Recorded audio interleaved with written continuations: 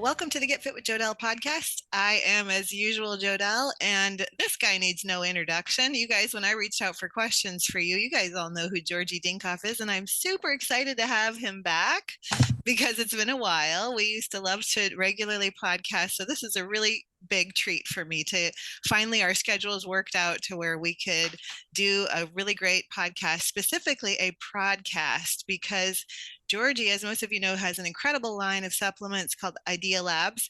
I myself use them and I recommend them to my clients. And so there's a lot of questions that I get about certain products that Georgi has. And so we're going to break those down today and just talk about the benefits and the ingredients and just the really great whole line of supplements. If we can get to all of them, we will. But that way you guys will have a really good, education about how his line of supplements can improve your health and what to look for when you're on his website and go, okay, this is what I'm dealing with, and this is a product that, according to Georgi, this could really help my, mitochondria or my gut or my brain or whatever it is. So we're going to dive right into that. But Georgi, welcome. Thank you so much for coming back.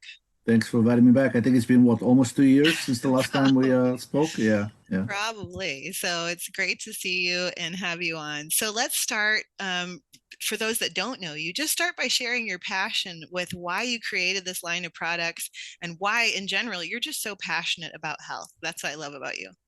It really goes back to the metabolic theory of health, which basically says that we should look at the organism as a system. Any health problem, even though it might seem isolated or it might get diagnosed as an isolated problem, let's say in your liver or your joints or your heart or even mental health, right? Ultimately, it comes down to basically a problem of insufficient energy production from the food that we're ingesting. And many people say, well, I eat a lot of food, how come I'm not generating all the energy that I need? Well, I mean, there's these very intricate mechanisms inside the cell. They're called the mitochondria, and most of the high energy synthesis that we need to really live and maintain our structure happens there. So many things can happen with aging or with specific foods or with assaults from the environment, such as radiation, pollution, endocrine disruptors, pharma drugs that were being prescribed. Really, it's just a multitude of assaults or enemies out there that can disrupt this process. So you can be eating a lot of food, but instead of converting it into energy, we convert it into fatty tissue, and that's probably a problem that many of your listeners will know firsthand about. It's just that according to the studies, 30% of the Western population is obese, and it's not because they're consuming more calories. In fact, if you look at the caloric intake, we're eating less calories. Absolutely. The fewer calories than what people were eating back in the 1950s. So there's something about our diet, and it's not the energy in versus energy out. It's really, that's the problem. In fact, we actually even exercise more, especially the young urban, the yuppies, the young urban educated population. They exercise more, they eat less, and they're still gaining weight. What's going on here?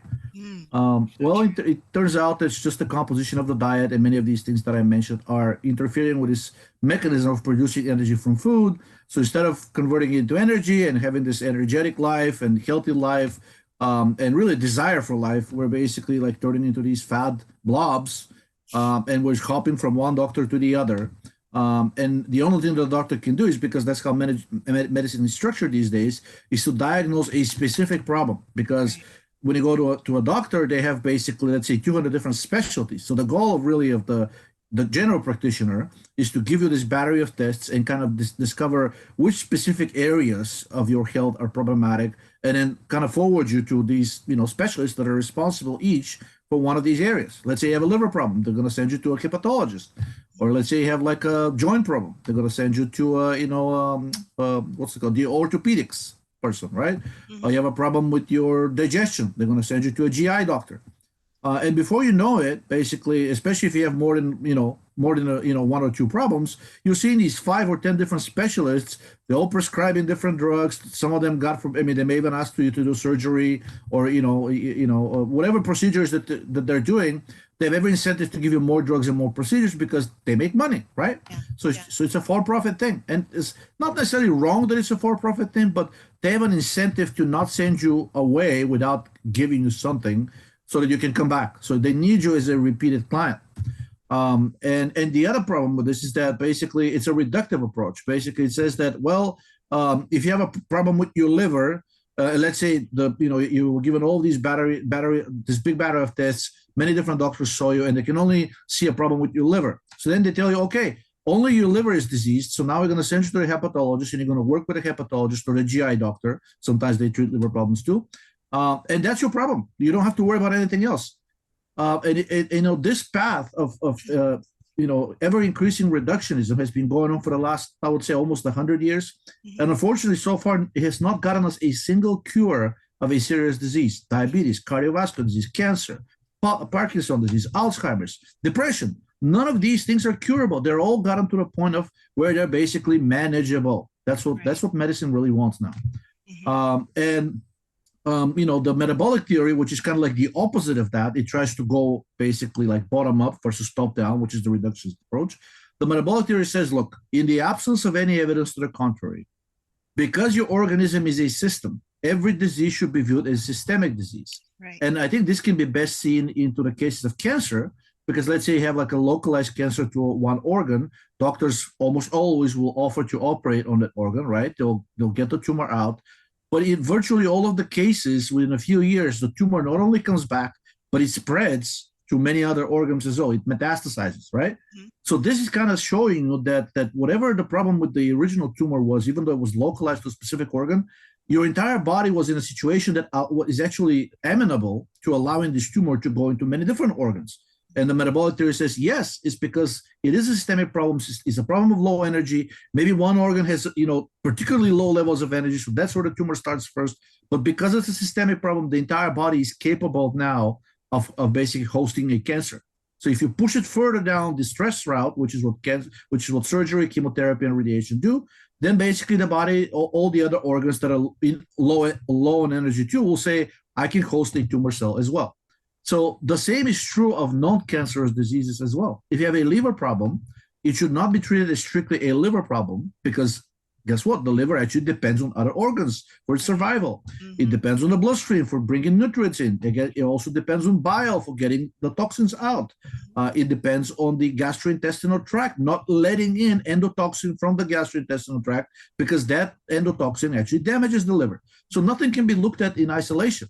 And that's what the metabolic theory does. It says, okay, every problem that we've looked at so far, and that covers virtually every single named disease, whether it's cardiovascular disease, again, diabetes, obesity, Parkinson's, cancer, Alzheimer's, every single disease that we have looked at from a metabolic point of view, without exception, without a single exception, the results have always come back saying, in this disease, there is mitochondrial dysfunction and there is reduced synthesis of ATP and reduced levels of so-called oxidative phosphorylation. In other words, using oxygen to oxidize the food that is coming in, right? And producing energy in the process. In every disease that we looked at, whether it's infectious or chronic disease, invariably, we've always found problems with energy. So with the production of energy. So metabolic theory says, don't focus so much on your specific problem in that specific organ. Treat the system as energetically deficient and try to restore systemic energy production. So all of these products that we have, they kind of have this underlying goal of helping energy production, but because the nutrients in them are different, or the chemicals inside of them are different, they have some varying degrees of more specific effects. Such as, let's say, we have a product composed of the B vitamins, and it's called Energen, right? Why? Well, because every single one of these vitamins participates as a cofactor in this energy cascade of producing energy from food. And then we have another one called Estroban. Well, Estroban, I guess it suggests that it can help with estrogen excess. Well, what does it consist of? It's not a synthetic anti-estrogen such as clomiphene or tamoxifen that women with breast cancer get, but it contains the vitamin E, vitamin A, vitamin D, and vitamin K.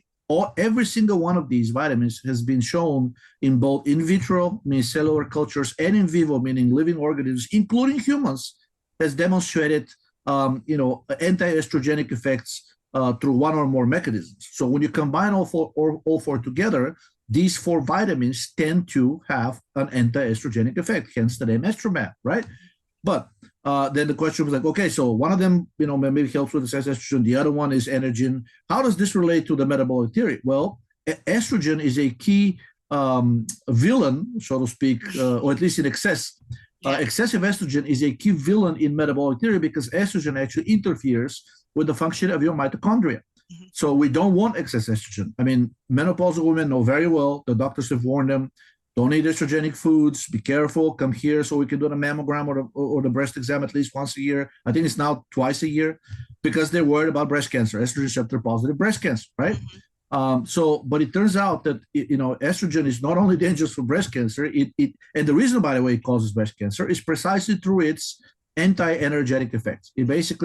It forces your cells to forego the highly differentiated, complex way of producing energy from food through oxidative phosphorylation, and forces your cell to behave as primitive bacteria or even amoebas or yeast, and only rely on the so-called process of glycolysis, which is one of the 3 steps in production of energy.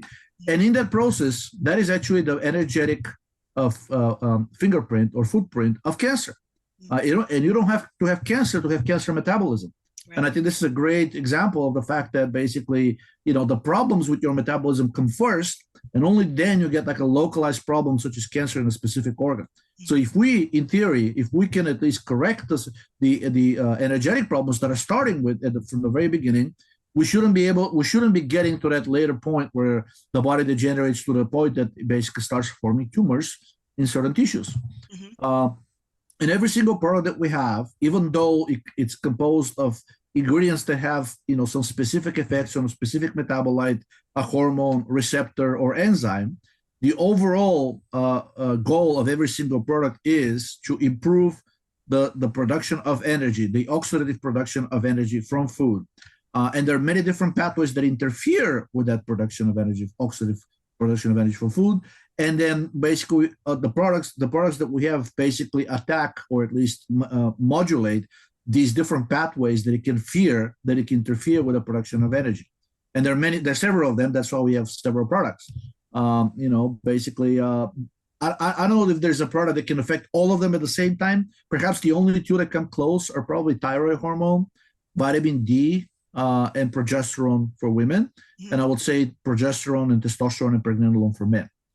So those basically are probably as generic, as top level as it gets, with the thyroid hormone sitting at the very top, because that is the general conductor, the master conductor of your entire metabolic process.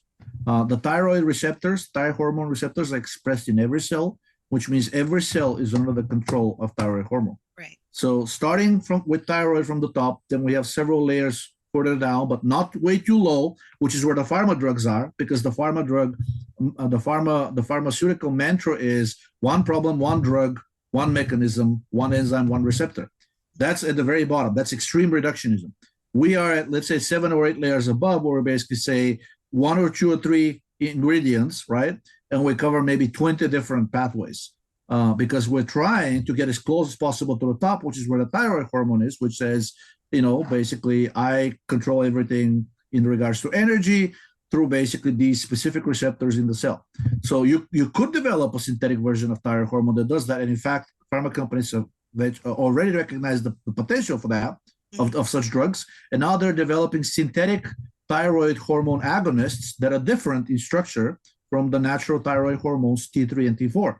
But since we're not working on those receptors, we're basically saying, okay, if thyroid controls cortisol, estrogen, aldosterone, histamine, serotonin, etc., even though we're not able to directly act as thyroid and control it anymore, we can actually control those pathways through different chemicals. So we're acting like thyroid, even though the substances are not exactly thyroid.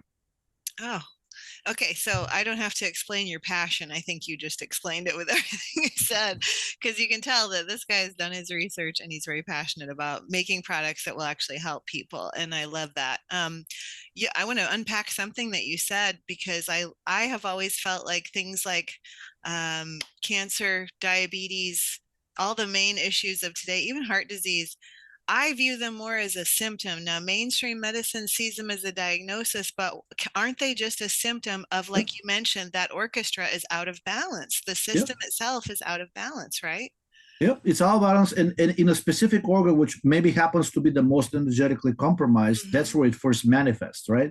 So exactly. So every named disease that medicine has convinced us it exists in isolation, and it can be treated in isolation without touching anything else, which is absurd.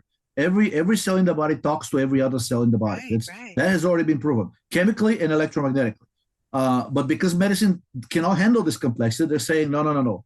We cannot, of course, nobody, the expression they have is nobody can boil the ocean. So what do? They take a scoop of water from the ocean and then they try to boil that, which is basically the equivalent of, oh, you have a problem on your left ear, and that problem is only in your left ear, so we're going to treat only your left ear. And if there's any other problem that arises out of our treatment, well, that's a risk we all accept, right? You sign off on the disclaimer form that it's entirely your responsibility. The doctor is only recommending.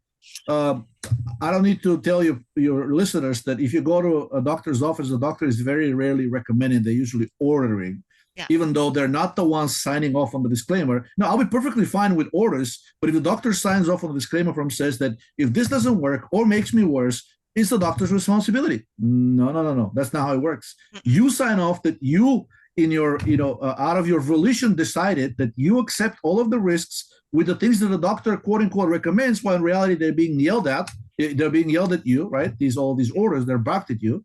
And then there's not much you can do. If you try to argue with your doctor, they very often will not even, tolerate this. And he'll either say, find a different doctor, or worse, since the pandemic started, informed consent has been suspended in many states. They may even, if you're in the hospital, go behind your back and administer the treatment anyways, even without you agreeing to it.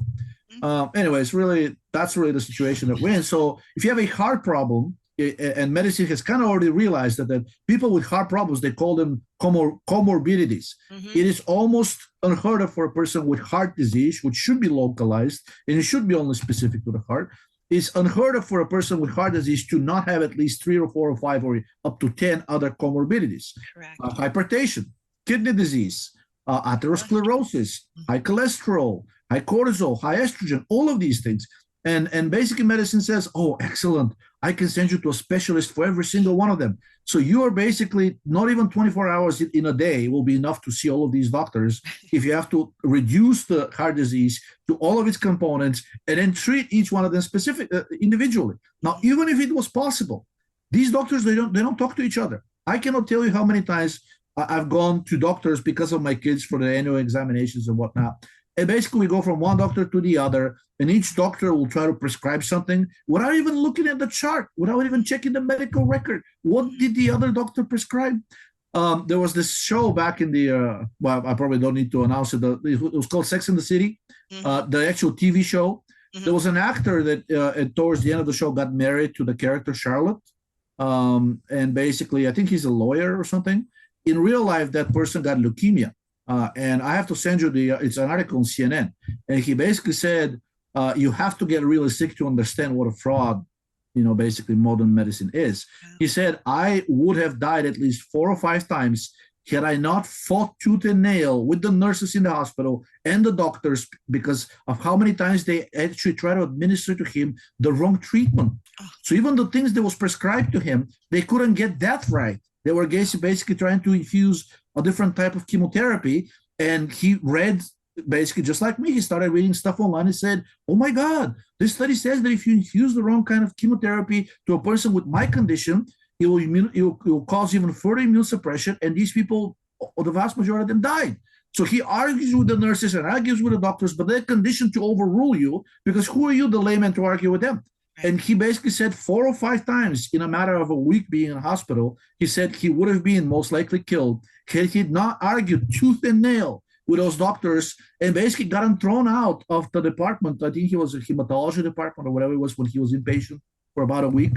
He got thrown out of the department because of being disruptive. They said, we cannot tolerate this. You either do as we say or you get out of here. Yeah. It was very telling. He said, after that, he basically says, I treat going to the doctor as basically dealing with a wild animal. It's unpredictable. It cannot be reasoned with. and you always have to watch your back. Yeah, no, that makes complete sense. And that's what I hear in my practice. People are coming into nutrition because they're like, I went to my doctor for this issue, but they didn't offer me anything. They said there's nothing we can do to help you.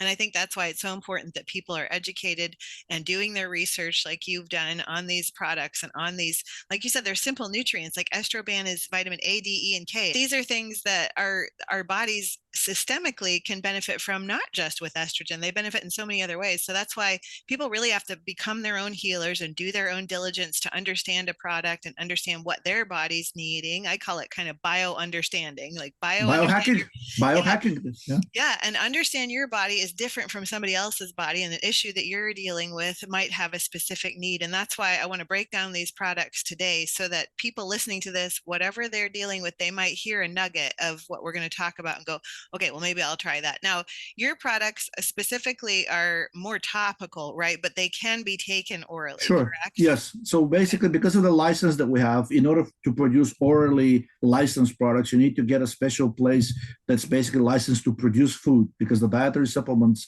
in the United States are treated as basically food additives, right? Mm-hmm. Mm-hmm. In addition to that, there's something called a CGMP certification, which costs a lot of money.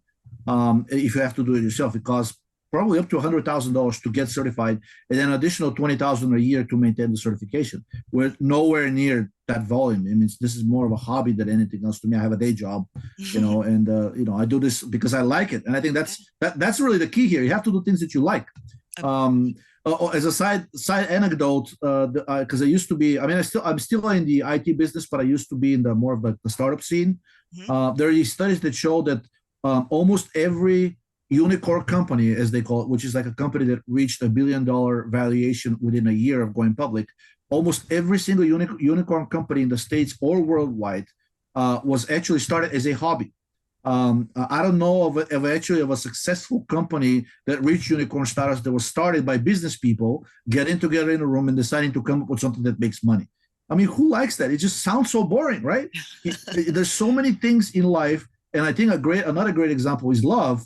Is basically like when you look at two people, let's call it logically, people will say there's no way these people can match with with each other, right? Yeah, but when love is involved, you can see people that are completely incompatible in theory or in logic, but they love each other to death, and that's the way it is, right? So miracles do happen, and what I'm trying to say with this is that basically you need to trust your gut instinct. Another study, actually a formal study, came out, said that compared two types of patients. One, the patients that went with what their doctor said, and then the patients that went with what their gut feeling was. And the patients who basically felt that something wasn't right, that the doctor wasn't helping, they kept digging, they kept, of course, annoying the doctor or found a new doctor and whatnot, they fared drastically better over the long run, because it turns out that their feeling that something isn't right with them was much more accurate than the doctor's objective tests. Because the doctor cannot feel the way you feel. So all the doctor can do is go by external symptoms and maybe whatever you describe to the doctor and order some biomarkers. Guess what? Biomarkers are not infallible. Biomarkers can be normal when you're abnormal. Right. Biomarkers can be abnormal when you're normal, right? It's really like a long-term kind of thing of how you feel and what do you feel, having a grip on it, so to speak. And what do you feel you have the energy to basically face the world every day. Those kind of like generic, non-specific woo-woo things that the doctors call turn out to be much more accurate predictors of long-term health and how people fare than the doctor's objective tests. Yeah. So listen to your heart and your mind and your eyes and your ears. If something doesn't feel right, then you have every right to investigate it. And if the doctor keeps trying to gaslight you that you're perfectly fine, but you feel like crap, then I'm not suggesting anything. I'm saying the study says that those people who did not listen to the doctor but listened to themselves did much better. Yeah. Symptoms don't lie. Blood work can be a snapshot in a week, in a month, in a day, but symptoms don't lie. So if you've got these ongoing symptoms, which is what we can talk about when we bring up each of the products, maybe we can say, because we know that these diagnoses are actually just symptoms. We can say, Yep. okay, this product is geared towards somebody with this symptom, even like diabetes, this symptom of diabetes of where you're not managing your sugar. This particular product can help with that. So we Yep. kind of touched on Energen, which is my favorite B vitamins that you have. You have this whole slew of B vitamins with Energen. We kind of touched on Estroban.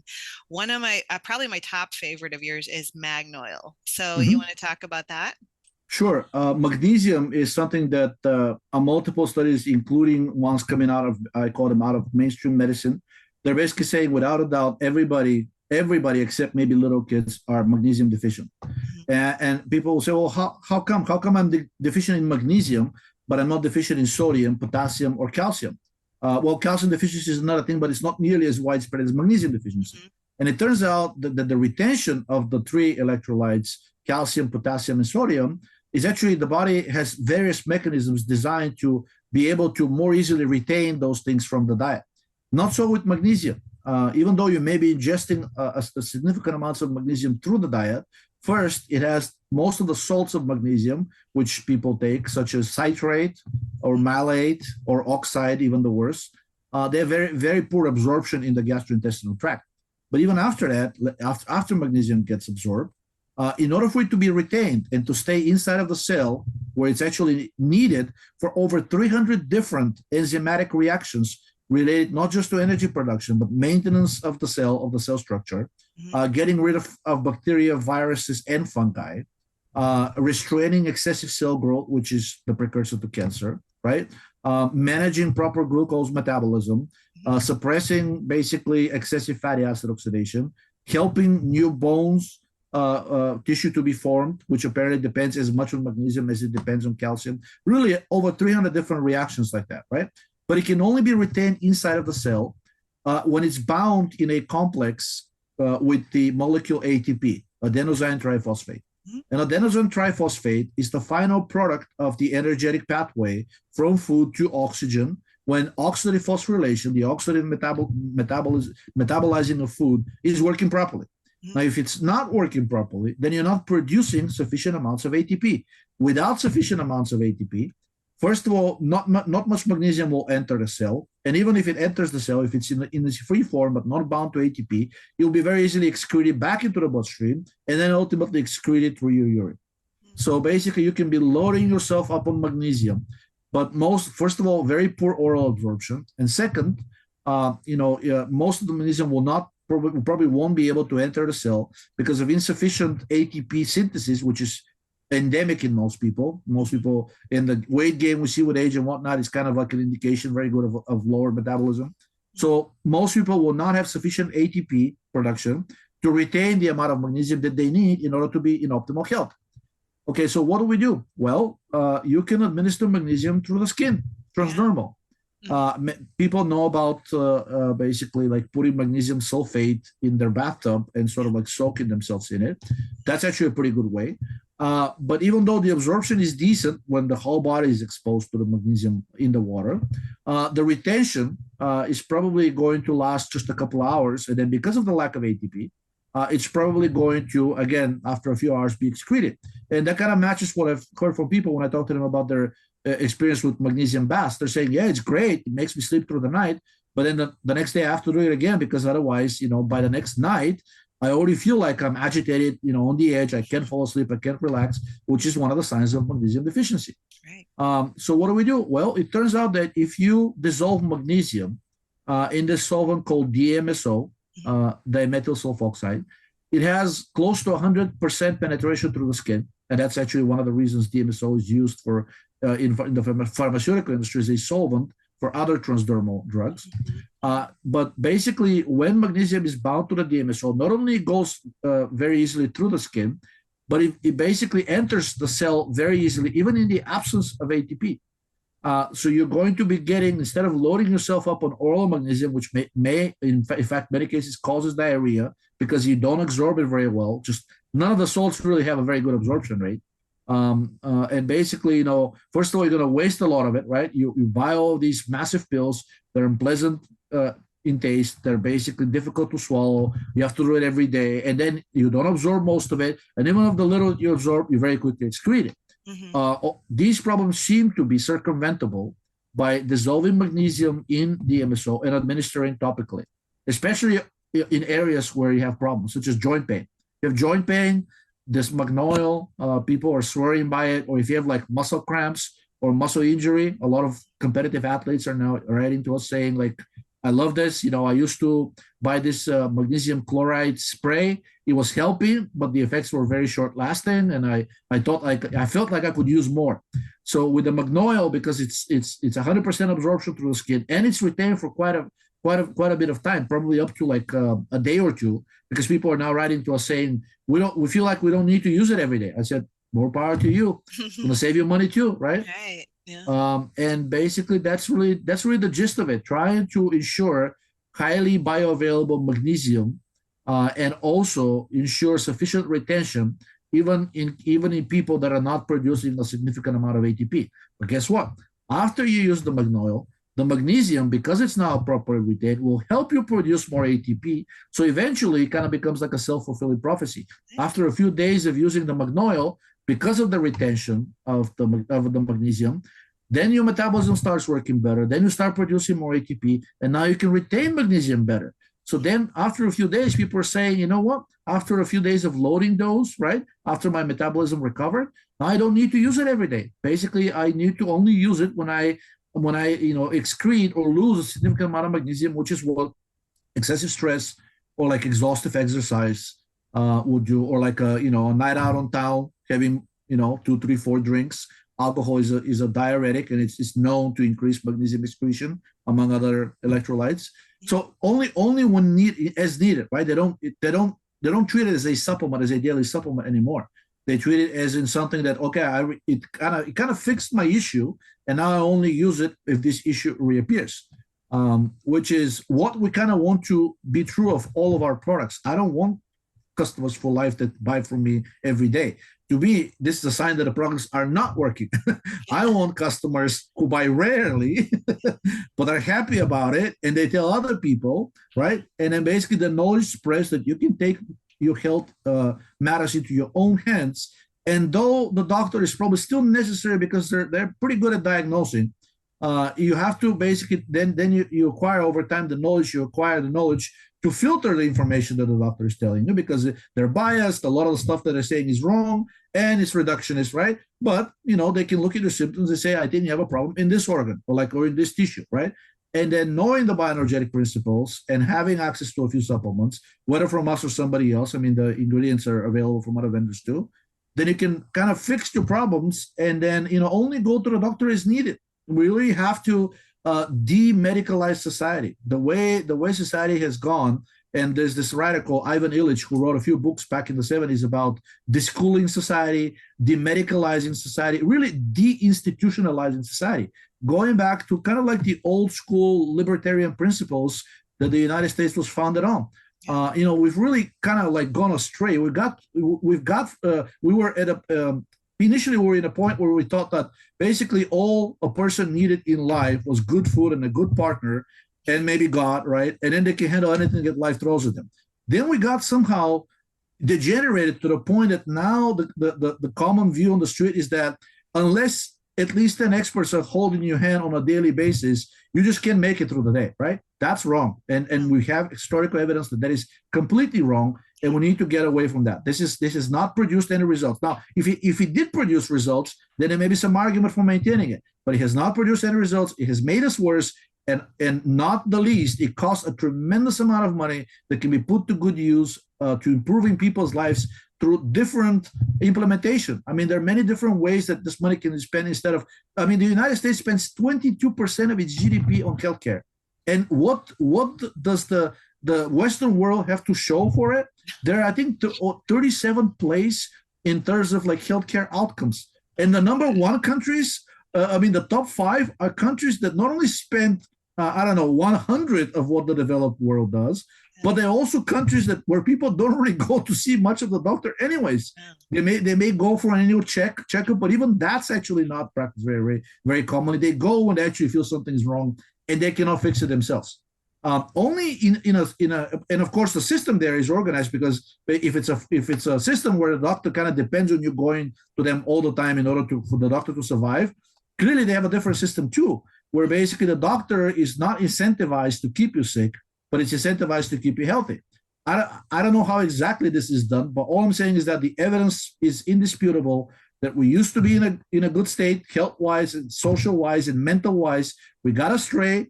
The system that we're using now is not working.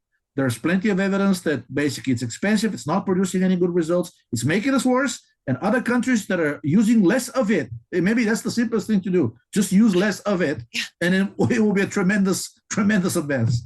Yeah, like trust your inner knowing, trust that bio individuality, that bio understanding of your body, because well, I think we have too much trust in these practitioners that spend only 7 minutes with us at a time. And we know more than we give ourselves credit for. You Yeah. feel sometimes you'll see a supplement and you'll be like, why am I drawn to that?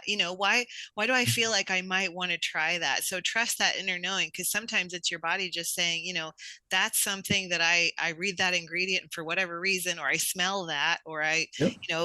I've read something about it that makes me want to try it. So, Yeah, okay. how we survived for 4 billion years in nature without Yeah. an expert holding our hand. We had gut instincts, which Hmm. developed over 4 billion years of evolution to Hmm. basically drive us towards what we perceive as something that's good for us.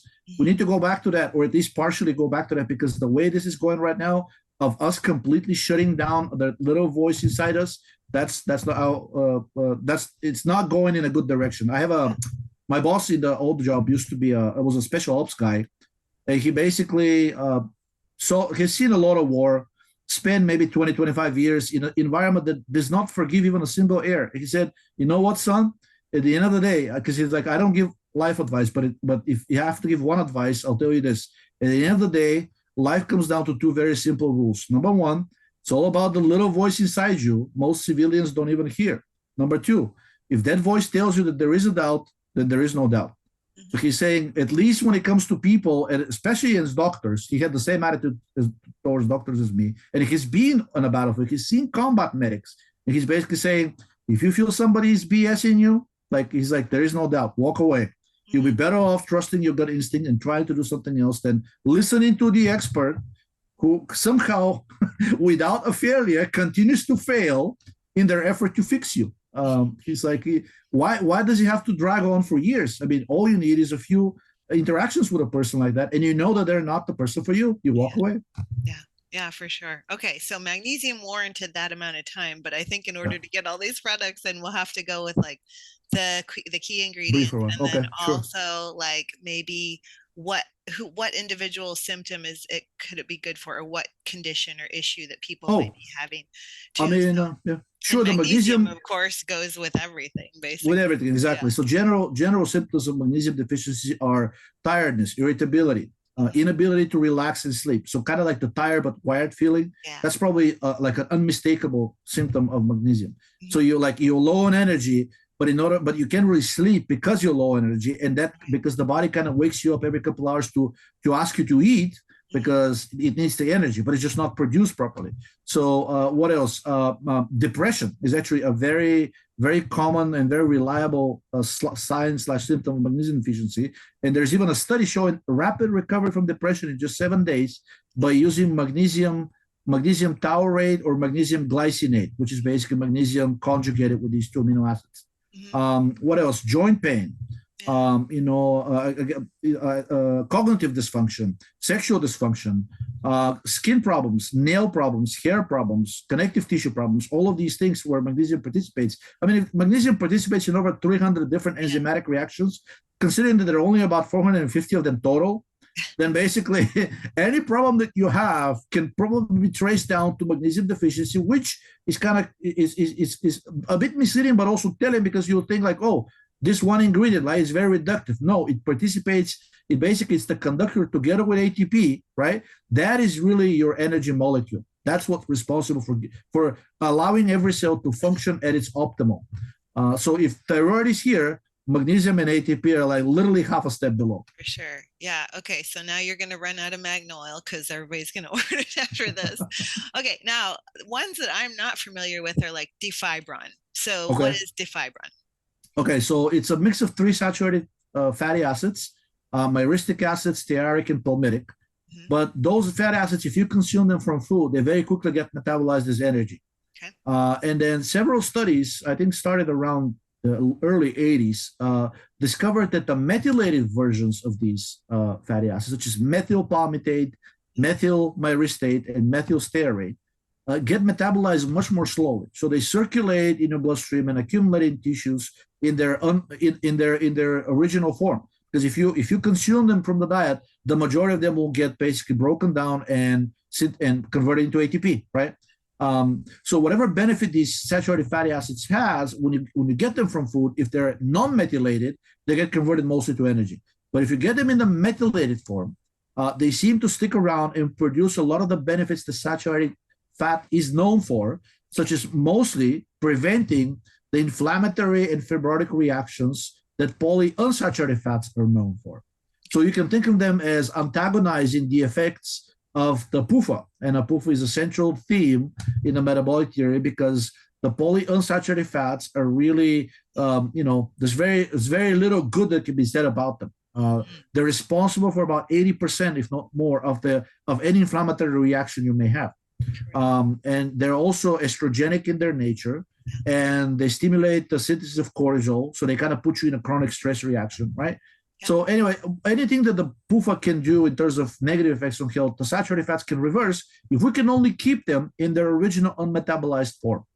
And the way you keep them in that form is that by having this extra methyl group, they're basically, the body has more trouble metabolizing them into energy. So it keeps them around longer in their intact form. And several studies, mostly with methyl palmitate, showing that it can both stop and reverse extensive fibrosis in virtually any organ you can think of. Mm-hmm. Most of the studies are done with cirrhosis, which is fibrosis of the liver. But now they also have reversal of fibrotic changes in the lungs, in the heart, which is heart failure, right?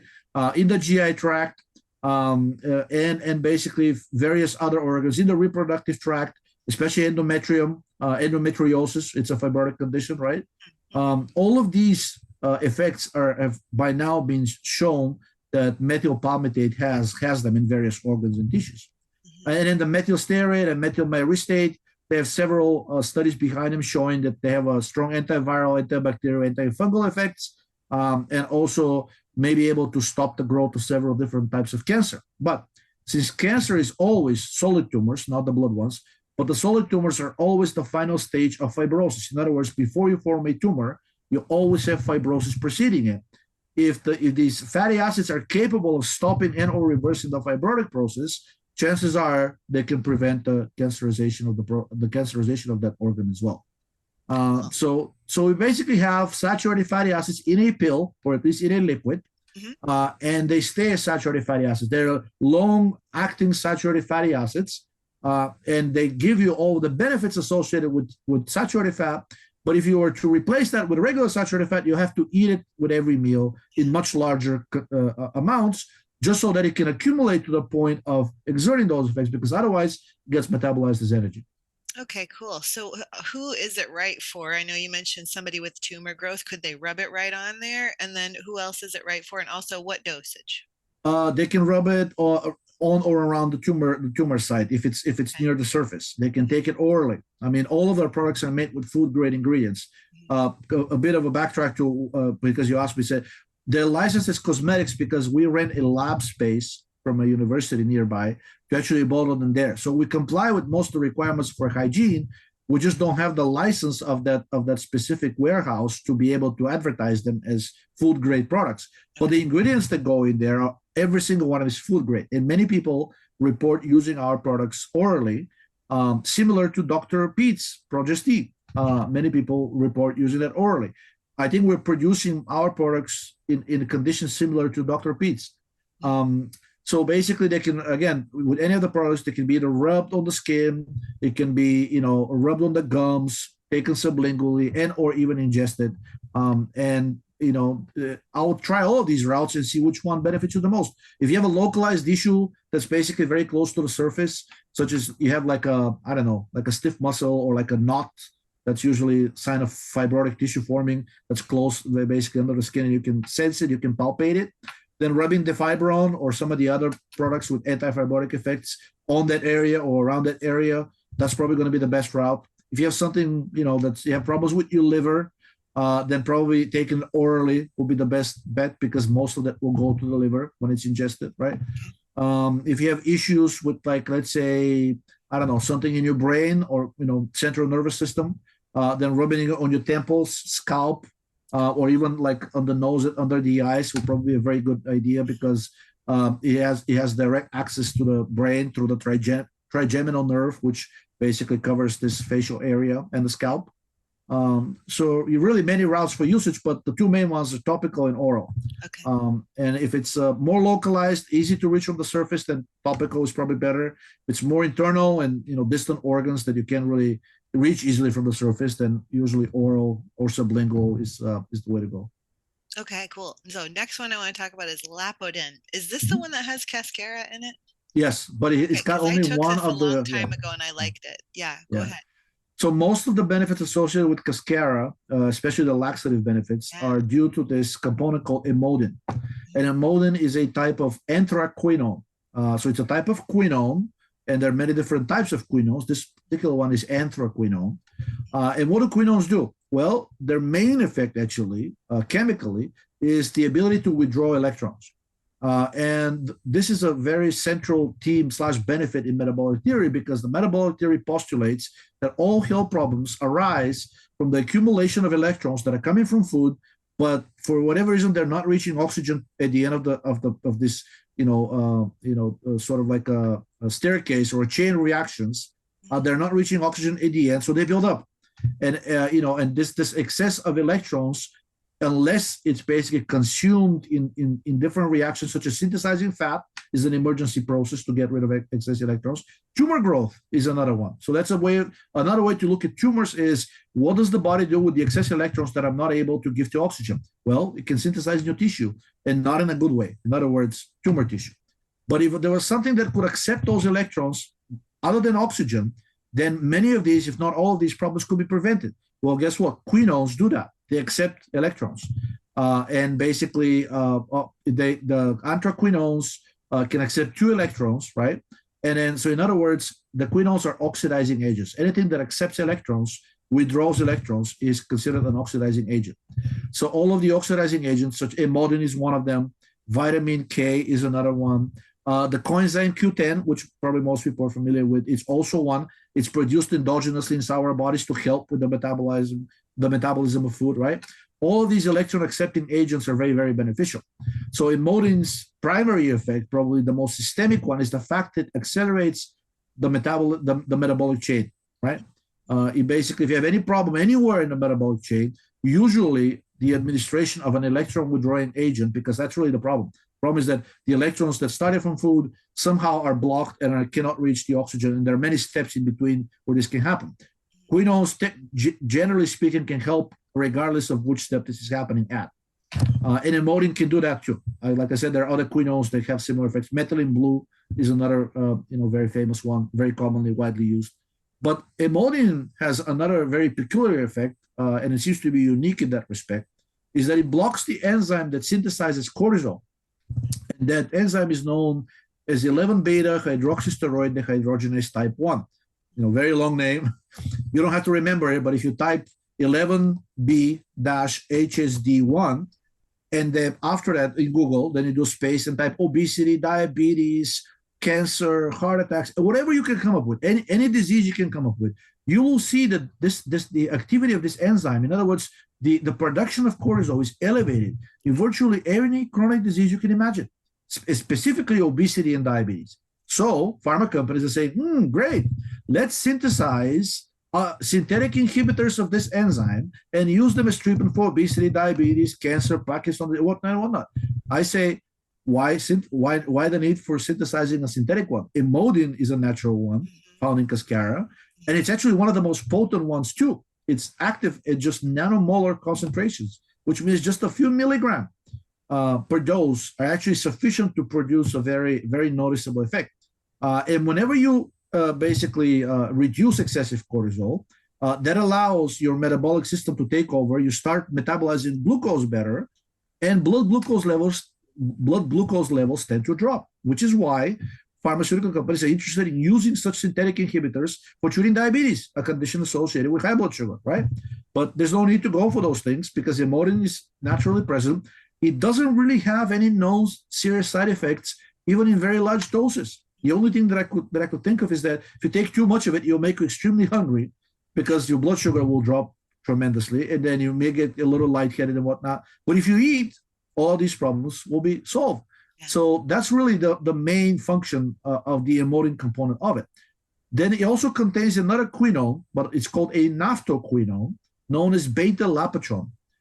There was a doctor, William Koch, who basically studied cancer back in the early 20th century. He was a medical doctor from Michigan, and he claimed that any cancer can be cured by using a very specific synthetic quinone that he produced. It caused a huge controversy. He has a very, very well documented, extensive list of about 300 or more patients that were completely cured of even terminal stages of cancer using his synthetic quinone. FDA didn't like these results. They basically kicked him out of the country, and for the rest of his life, he lived in exile in Latin America. And when he was down there, because he couldn't synthesize the synthetic quinone that he was working on back in the States, he tried to find natural quinones that have similar effects.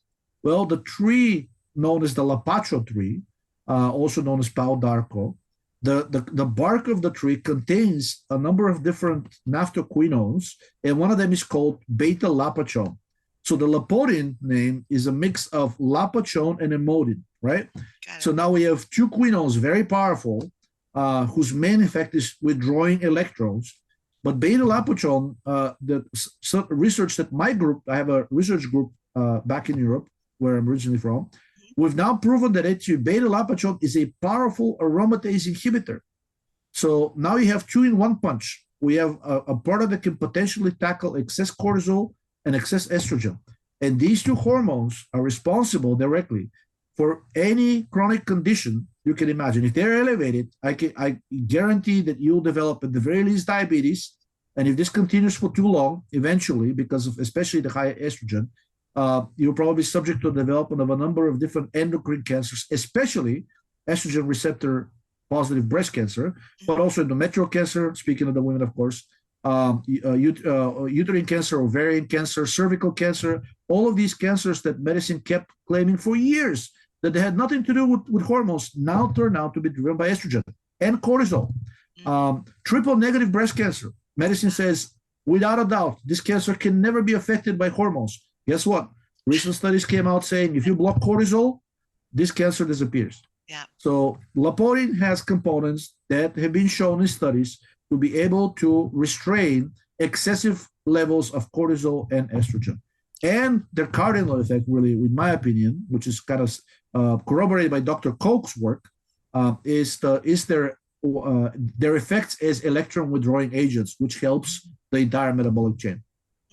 Oh, cool. So yeah, that one is so good for also, like I was using it. I felt like there was a difference in my energy before bed. Like it was like a calming energy if I even used it before bed. Maybe other people get energy from it, but I think it's the 11-HSD aspect that you mentioned, because that, from what I understand, the cell will reactivate cortisol and turn it back into this active like fight or flight.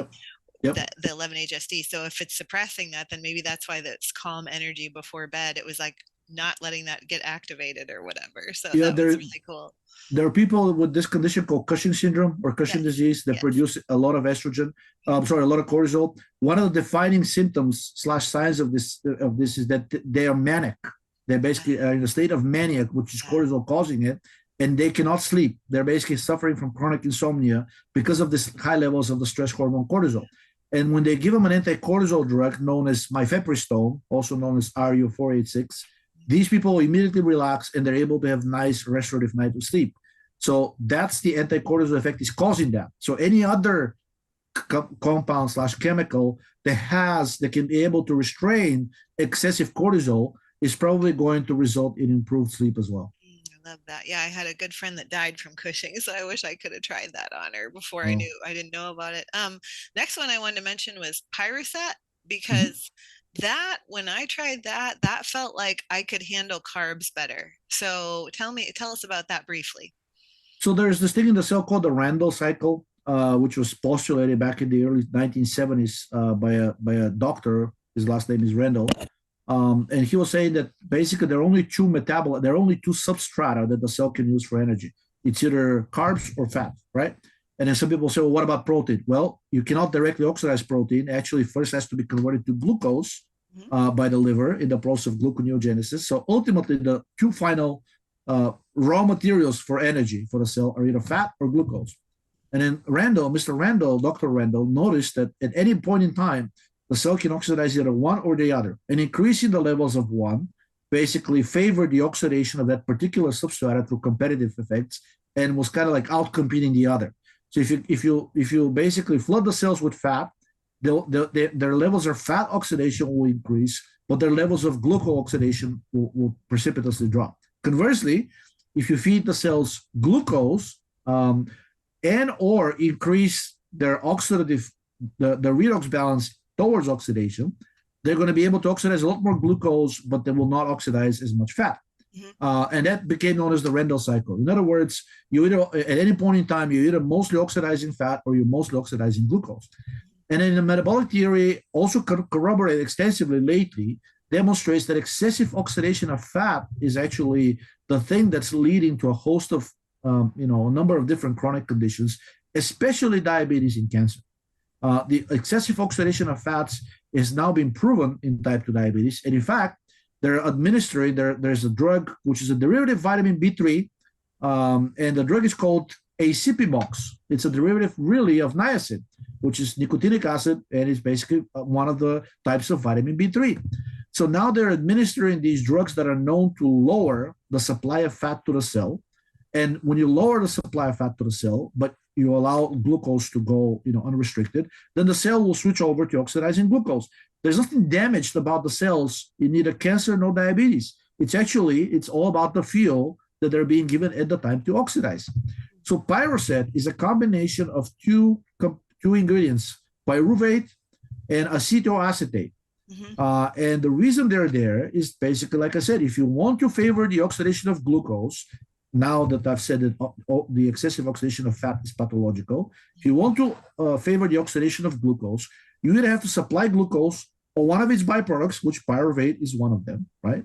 It's also capable of outcompeting the fats, and also shift the redox balance towards oxidation, because on the way of glucose oxidation, there's this rate, they call it rate limiting. It's kind of like a gateway door, right?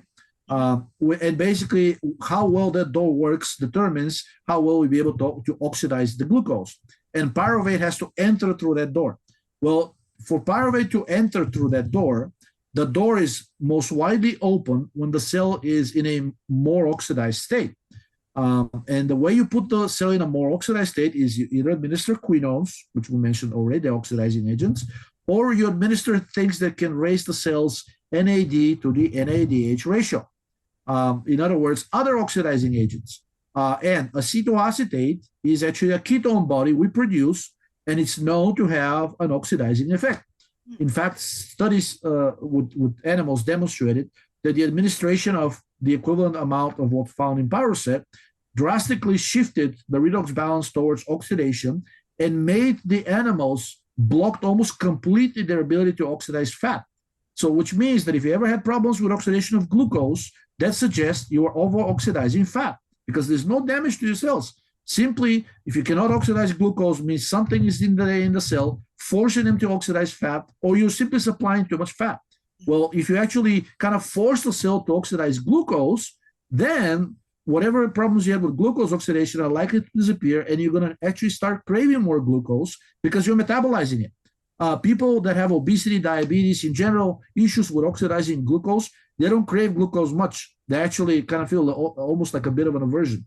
But as soon as you give them something that improves their oxidation of glucose, lowering cortisol is one of them, as I mentioned. Cortisol's effects, actually, two main effects is fight inflammation, keep blood glucose high. Conversely, if you lower cortisol, blood glucose drops. You start craving glucose. And when it comes to Pyroset, if you actually suppress the oxidation of fat and or increase the oxidation of glucose, the blood levels of glucose will drop and you will crave more glucose. So it's kind of like a supplement that's developed for people who have problems with oxidizing glucose, and that's literally everybody. I mean, you don't have to have a chronic disease in order to have problems with glucose oxidation. Studies have shown that with increasing age, our ability to oxidize glucose declines, and we tend to stay predominant in fatty acid oxidation side of the Randall cycle. And if you actually reverse this, if you give people drugs that block the oxidation of fat, then these people, in many cases, many of their chronic problems disappear. In other words, simply switching the fuel of the cell from fat to glucose tends to restrain and or correct many acute or chronic issues that you may be having. So that's really the goal of Pyroset, is to mimic actually a drug which was on the market. It's called meldonium, also known as mildronate. And it's used by many athletes as a doping drug because it improves performance. How does it improve physical performance? By improving the oxidation of glucose. How does it improve the oxidation of glucose? By blocking the excessive oxidation of fat. And that's really kind of what Pyroset is doing, but with over-the-counter ingredients. There you go. And now they don't have to get their doping drug. They can just buy the Pyroset. Exactly. Yes. Now that it's officially a doping drug, it's much more difficult, much more dangerous to obtain. Customs will block it. And if they catch it, they'll actually send you a letter saying, you can import this. You know, it's not a drug in the States, but it's banned as a performance-enhancing drug. Right. So we're going to confiscate it. Okay, you still have so many more products we got to go through. So let's do some of them as rapid fire, because some of them are pretty easy. Like the calciferol is a vitamin D, right? Vitamin D, yep. Yeah. And then the retinol is vitamin A, right? Exactly. Okay. And then the Solban is one I've always liked too, but that's a blend of like some stuff that really helps actually as a natural sunscreen, I've found. Yes, exactly. Natural sunscreen. And also some studies found that basically it can remove pigmentation as well. So if you have any kind of issues on your skin with excessive pigmentation, which happens to increase with age also, and it's sun exposure too, just spraying Solban on your skin may help not only with the sunburn, prevent it and or treat it, but also prevent some of the formation of the aging spots, which are dreaded by pretty much everybody. Okay. And then we have the let's see, the Oxidol is the methylene blue with some caffeine. There's one other ingredient in there too, the aspirin, I think, right? Yes, the salicylic acid. Yeah. So basically, it's a quinone, but the presence of caffeine enhances its bioavailability inside of the cell, which is similar to the Magnoil principle, where we use DMSO to enhance the availability of magnesium for the cell. The caffeine in this case enhances the bioavailability of methylene blue, and methylene blue is another potent quinone. Okay, cool. And then the Tocovit is your vitamin E, which is really nice. Yeah. Yes, and the difference between that and basically, I don't know of any other product on the market that's similar to it, is that the original vitamin E, which was most of the studies that found good effects with it, was actually unrefined. The vitamin E was extracted from wheat germ oil, and they found that it also contained these very long chain saturated fatty alcohols called polycosanol. And it was the combination of the vitamin E and the polycosanol that had synergistic effects, anti-fatigue, anti-estrogen, anti-tumor, pro-cognitive, anti-aging, all of these things. So if you're buying vitamin E, any other vitamin E product on the market, it will probably have a pretty decent quality of vitamin E in it, but vitamin E by itself probably has only about 40% of the effects of what these original studies with vitamin E were claiming. And the other 60% are due to the polycosanols, which are no longer present in the vast majority of commercial vitamin E products. In fact, I don't know of any other vitamin E product on the market that is actually vitamin E with polycosanols extracted from wheat germ oil. It's usually refined vitamin E extracted from soybeans or sunflower oil. And I was just reading a really good book, Adele Davis. It's Let's Eat Right, I think it's called. I'm still in the middle of it, but she actually talks about wheat germ being so potent as just a whole food source of vitamin E. So it's really cool that you extract it from that. So that's great. Yep. And then the Stressnon. So that's one I really have enjoyed taking before too. Just brief us on that. Just pregnenolone, which is kind of like the first step after cholesterol, and they call it the grandmother or the grandfather of all the other steroids. Right. There was this Canadian doctor called Hans Selye who did a lot of research with pregnenolone back in the 70s. And he together with progesterone, DHEA, and testosterone, he called it the catatoxic steroid. So in other words, these are steroids that protect you from non-specific toxins, whether it's an actual physical toxin that you ingest or somehow got into your body, or whether that's radiation, which even though radiation is not exactly material, it goes through you, but it causes a lot of damage, right? Or just stress in general, and you're producing endogenous toxins. The catatoxic steroids help you get rid of those toxins more quickly, and they increase your resistance to those toxins. This is in contrast to the syntoxic steroids, such as, by the way, cortisol and estrogen are syntoxic. And the reason they're syntoxic, they were found to synergize with the toxins and increase the negative effects of the toxins. So the stresnone is basically contains one of the catatoxic steroids that is supposed to enhance your general resilience to stress, toxins, and really like whatever life has to throw at you. And there were some studies with it back in the 50s and 60s showing that people under extreme stress/pressure, such as soldiers or factory workers during wartime, or pilots on extending flights, when they were given just 50 milligrams of that, or even lower amounts, the output of their adrenal glands drastically declined. So they were able to work much better while simultaneously not needing to produce not nearly as much cortisol. So it kind of spares your adrenals, right? And there's another topic of adrenal fatigue is very common these days, but it's basically a steroid that increases your resilience to stress, non-specific. It could be a chemical, could be a toxic person, could be radiation, could be anything in your environment or even inside you that you're producing because of suboptimal environment. Pregnenolone will help you get rid of it more quickly and recover more quickly from it. Yeah, I've had plenty of clients come out of that fight or flight with that stress on it, just kind of dampen down that continuous like feeling. So well, okay, so you have a progesterone, which is progestine. No matter what progesterone I've ever tried, I don't do well on them. But here's what I do well on is your 6-keto P4. Now, my understanding is that is a metabolite or a breakdown from what I've read of what you posted, that it's, if I can't metabolize progesterone, this is something that I might want to take, and that's why I take it, and it does wonders for me as far as like it must be just what my body needs for progesterone. Can you explain that? It's a direct metabolite of regular progesterone, but it doesn't have direct effects on the progesterone receptor, and many women associate activity of the progesterone receptor with some negative effects, such as breast sensitivity, or moodiness, or like even sometimes feelings of these like waves of hot flashes coming in through, right?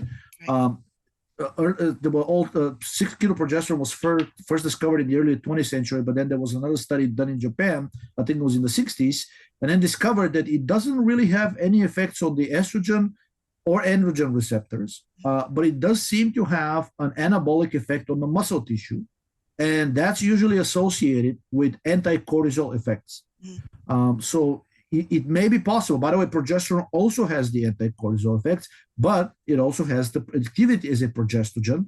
And some women or men, depending on who is using it, tend to not like those effects. Makes them sleepy, or like makes them sweat a lot, right? 6-keto progesterone seems to lack the progestogenic activity, but seems to still retain the anti-cortisol effects. So if you're looking for something to kind of like help you deal with stress or just lower your overall stress response, 6-keto progesterone may be such a chemical without affecting any of the other endocrinological systems that are associated with taking regular progesterone. Yeah, I love it. A little goes a long way too. I can do 5 drops. I put it on my abdomen, and I feel great for bed, like very calming. Yeah, I'll be using that one indefinitely. I've used it for years now. Now, I don't know anything about 10-methoxyharmone. So why don't you talk to us briefly about that one too? Very new product. It seems to be a natural metabolite in our body of melatonin, which is the sleep hormone that we produce, and it's produced from it in only one step enzymatically inside of the body. And a study in the 1960s demonstrated that 10-methoxyharmone, which is naturally but also present in tobacco leaves and various hallucinogenic plants that are consumed by the indigenous population in Latin America, it itself does not have the hallucinogenic effects, but it is present naturally as well, and also a natural metabolite in our body. So a study in the 60s found that 10-methoxyharmone has almost the same potency as LSD as an anti-serotonin agent. Wow. And basically, since typical doses of LSD to produce a profound anti-serotonin effect are about 100 to 200 micrograms per day, Basically, a dosage twice as high was able to produce the same effects, according to that study, when using methoxyharmalan. So we basically released that as a strong anti-serotonin agent that works in microgram amounts. Now, mind you, most of the other, actually, virtually all of the other anti-serotonin agents, except for other derivatives of LSD, are working in milligram amounts. In other words, thousands of times higher. So when you have an anti-serotonin agent that works in microgram amounts, this is actually good because the lower the dose, the lower the potential for side effects. And also it's been shown that the beta carbolines, which is the family of molecules to which methoxyharmalan belongs, have a very strong anti-Parkinson effects and in general pro-cognitive effect. They were able to demonstrate the reversal of dementia and movement disorders, which is kind of like animal model for Alzheimer's and Parkinson's disease, by giving them beta carbolines, including 10-methoxyharmalan. And I associate those benefits with its activity as a serotonin antagonist. Non-specific serotonin antagonist, similar to LSD, but without its hallucinogenicity. Much safer then too. Okay. Yeah. Especially with microdosing too. All right, I'm going to let you pick one more because I've only got time left for one more. And we actually, you guys I reached out and you guys are so good about questions. You asked a ton of questions for Georgi, and I apologize, we're not going to get to them today. So we're going to come back and do a whole podcast on your questions because they were wonderful, and there's so many of them, Georgi. Just wait till you hear them all. So we'll schedule that too. But tell us about your favorite, maybe one that we haven't touched on yet as we wrap up here, and then maybe we can save some more for the Q&A. Let's see, product or service, because now we have a service also associated with that. Well, maybe we need to talk about that. Go ahead. Okay. So many of you readers, listeners probably know that there is a way to test your minerals in hair and nails, right? So we basically launched a service. Actually, the vast majority of testing services around the world are using hair.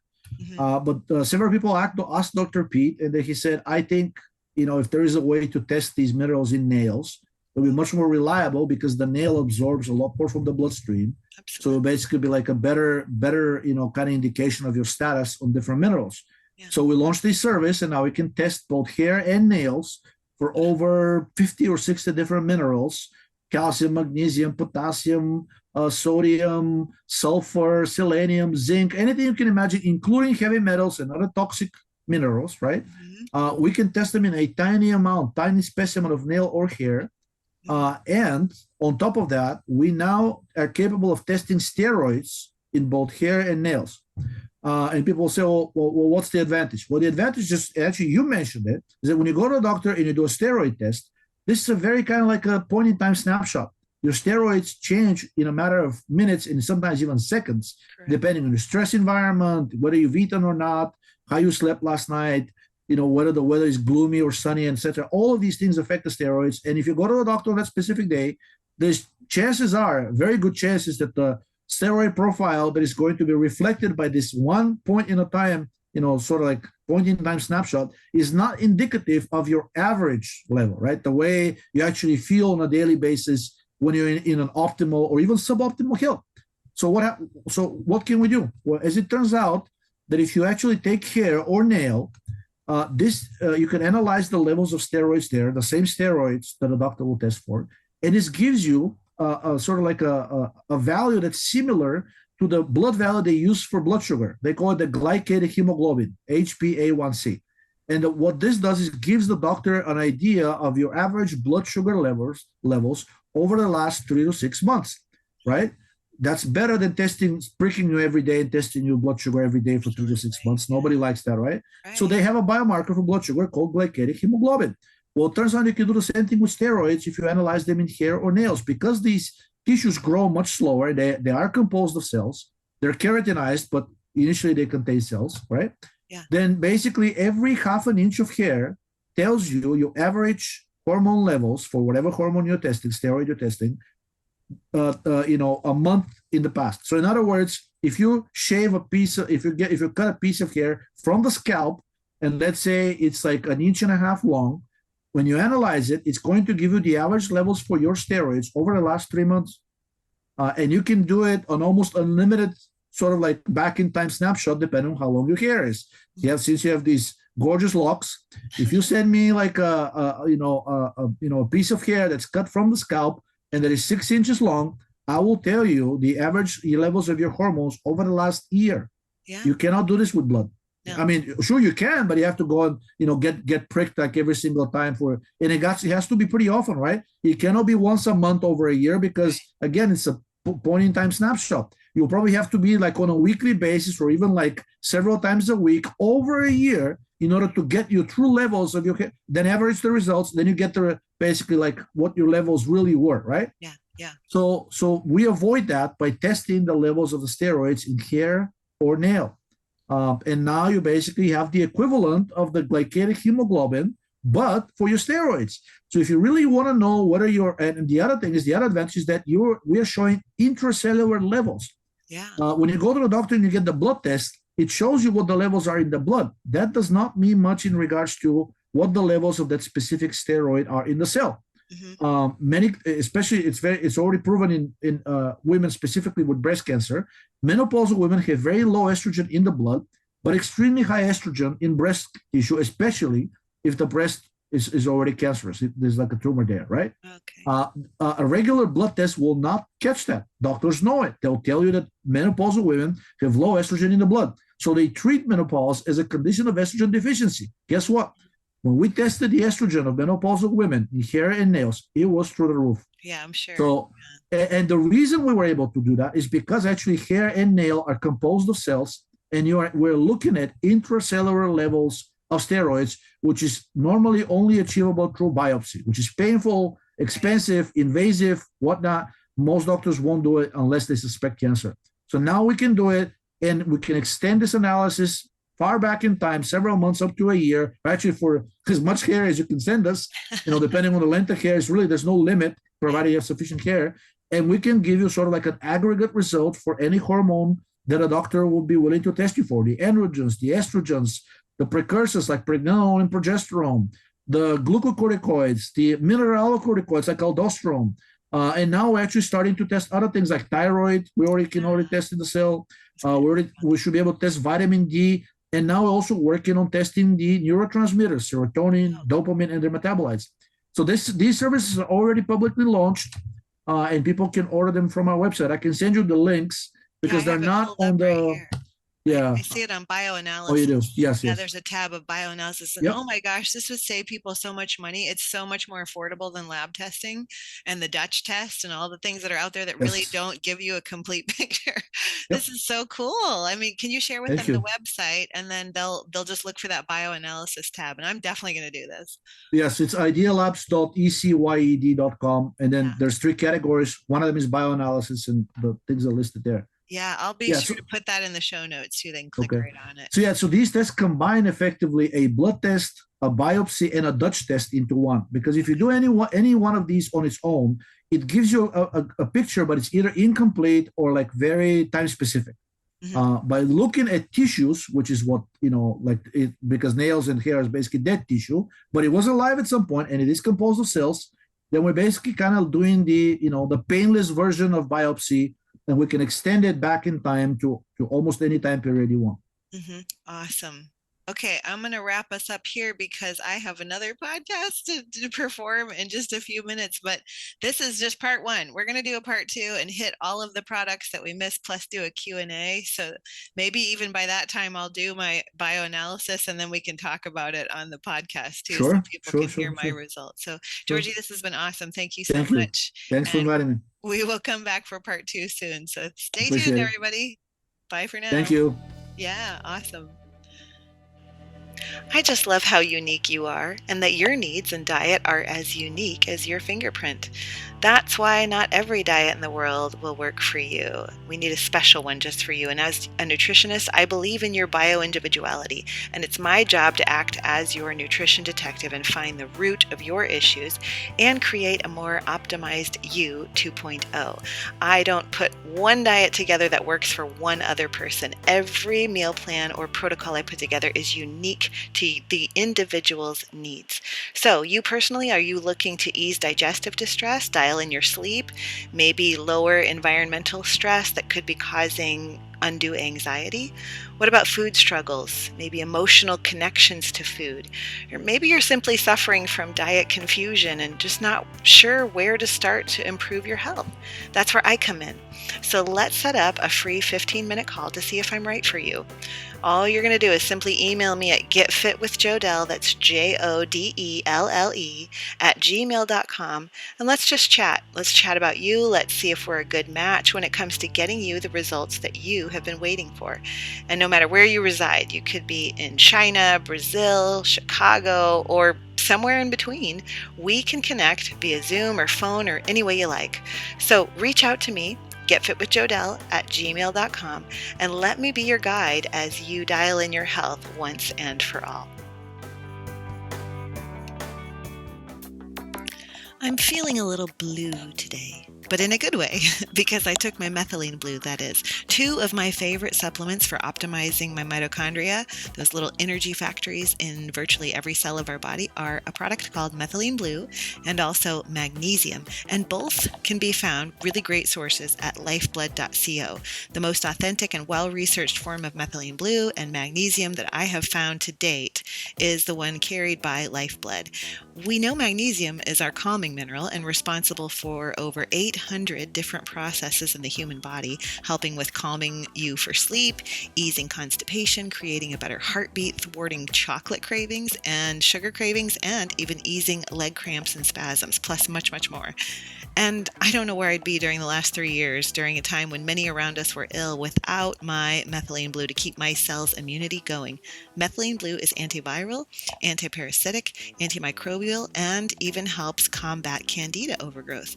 You can get yourself my 2 favorite supplements by clicking the link in the show notes for Lifeblood and using my promo code JODELLE, JODELLE, to save on your very own purchase of those 2 items or any of the wonderful products at Lifeblood. Again, that promo code is JODELLE to save, and just visit the show notes below and click the link. I think you'll be glad you did. Did you know that just 1 hour of blue light after the sun goes down can cause insulin spikes, sugar cravings, and throw off your melatonin production? It could be the reason why you're reaching for something sweet late at night. And virtually everyone I meet with tells me they wind down at night with a television or a little rectangle in their hand of some kind. So while I might not be able to have you get rid of that little rectangle in the evening, an easy and simple fix is blue light blocking glasses to block out that television, the smartphone, the tablets, those household LED lights, and even the fridge light if for some reason you need to be in the fridge after the sun sets.